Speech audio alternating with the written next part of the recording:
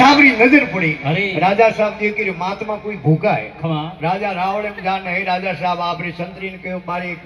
ચોકી माथे महात्मा बैठा है हाँ कोने भोजनशाला में ले जा बढ़िया भोजन करा दो वो संतरी क्यों जान दंडोत नमस्कार किया अरे के बाबूजी रावड़े में पधारो भोजन कर लो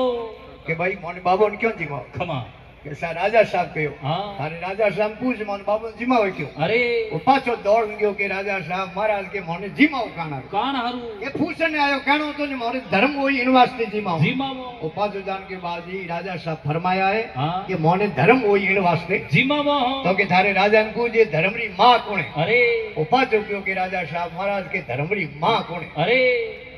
राजा कह रहे कहते धर्मरी मां है दया दया वो पाछो क्यों के बाबूजी धर्मरी मां है दया अरे અને આપ રાવણ પદાન ભોજન કર कर लो કે ના ના થારે રાજા ને પૂછે દયારો બાપ કોણ હે अरे